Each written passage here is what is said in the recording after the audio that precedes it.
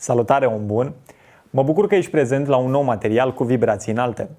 Profit de acest moment pentru a te anunța că am rescris manualul de meditație. Ediția din 2021 are 59 de pagini și poate fi descărcată dacă intri pe linkul din descriere sau din zona de comentarii. Lasă-mi, te rog, adresa de e-mail și îți trimit o copie personal cât se poate de repede.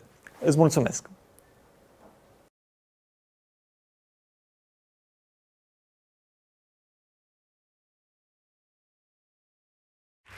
Thank you.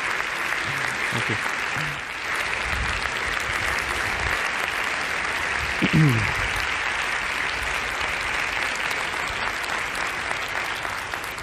Good evening. I want you to turn to the person next to you. I want you to look him in the eye and introduce yourself as a genius. Let's begin.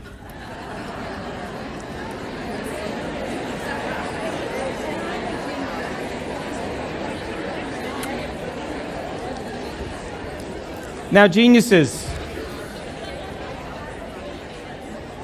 so happy to be with you this evening. I have a few questions for you before we begin.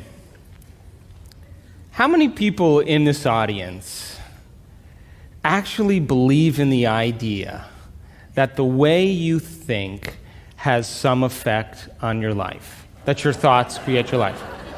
You believe that, yes? So how many people here actually woke up this morning and consciously created a future? You know, the biggest reason why people don't do it is because you don't really believe it's true. You see, if you knew on a gut level that it was absolutely true, would you ever miss a day? Come on. And would you ever let any thought slip by your awareness that you didn't want to experience? So your brain, according to neuroscience, is organized to reflect everything you know in your life. Your brain is a record of your environment. It's a record, an artifact of your past. So if you believe this, then does your environment control your thinking?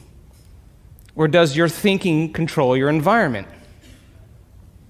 So if you wake up in the morning and you get out of bed on the same exact side as you did the day before, you shut the alarm clock off with the same finger, you slip into your favorite slippers, you shuffle into the bathroom and you use the toilet like you always do, then you walk over to the mirror and you look at yourself to remember who you are. Then you get into the shower and you wash yourself in the same routine way. Then you groom yourself to look like everybody expects you to look. Then you go downstairs and you drink coffee out of your favorite mug. Then you drive to work the same way as you did the day before. You see the same people that push the same emotional buttons. You do the exact thing that you know how to do and you memorize and can do so well that you're an expert at. Then you hurry up and rush home so you can hurry up and check your emails, so you could hurry up and go to bed, so you can hurry up and do it all over again. Now, here's my question. Did your brain change at all that day? We could say that you were thinking the same thoughts, performing the same actions, that create the same experiences, that produce the same emotions, but secretly expecting something to change in your life. Would you agree? Yes.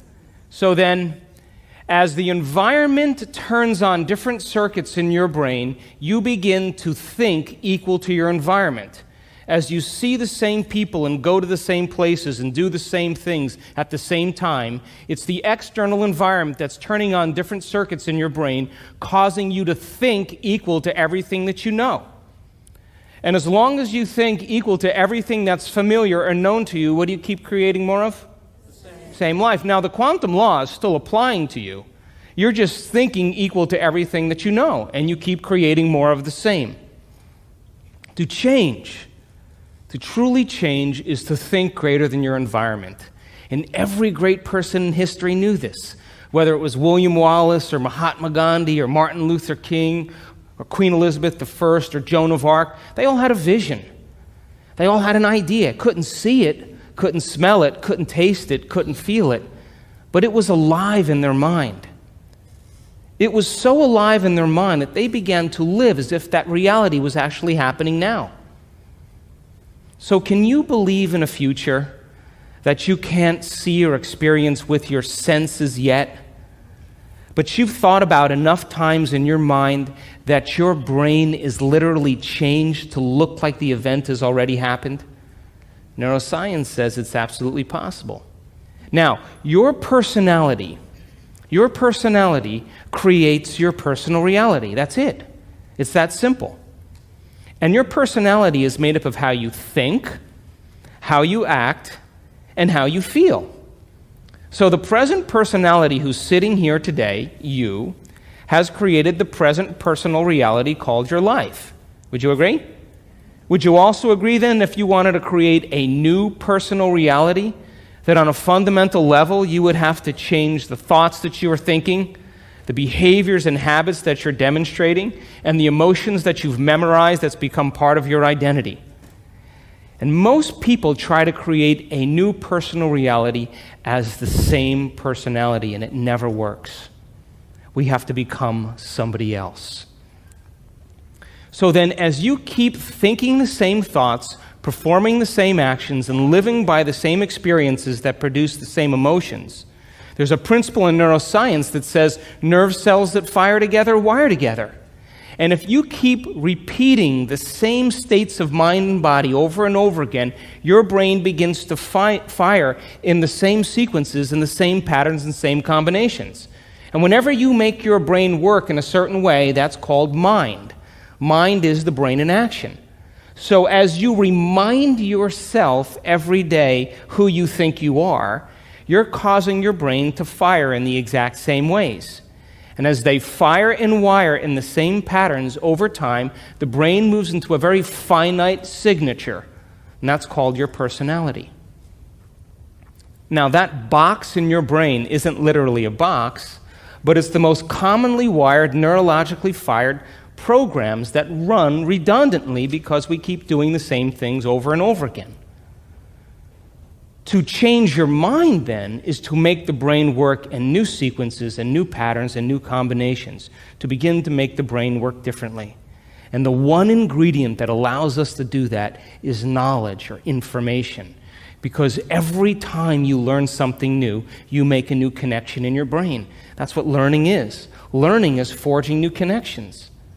Remembering is maintaining or sustaining those connections. So now, every time you have a thought, you make a chemical. And if you have a great thought, or an unlimited thought, or a joyful thought, you turn on a set of circuits in your brain that fires in a very specific sequence, pattern, and combination, that produces a level of mind, that turns on another part of the brain that makes a chemical for you to begin to feel exactly the way you were just thinking, great or unlimited or joyful. Now, if you have a negative thought or an unhappy thought or a self-depreciating thought, you turn on a different set of circuits and a different combination, a different sequence, and a different pattern that produces a different level of mind. And the brain then begins to make a different batch of chemicals that signals the body for you to begin to feel exactly the way you were just thinking, negative or unhappy or unworthy. So the moment you begin to feel the way you think, because the brain is in constant communication with your body, you begin to think the way you feel, which makes more chemicals for you to feel the way you think, and then you think the way you feel, and then you feel the way you think, and then you think the way you feel. And some people do this for 20 or 30 or 40 years. Now, the redundancy of that cycle over time creates what I call a state of being. And a state of being is when your mind and body are working together, or your thoughts and feelings are aligned to a concept. So thoughts are the language of the brain, and feelings are the language of the body. And as people get caught in this cycle of thinking and feeling and feeling and thinking, over time, they condition their body to memorize that emotion as well as the conscious mind. And whenever the body knows as well as the mind, that's called a habit. A habit is when your body is the mind.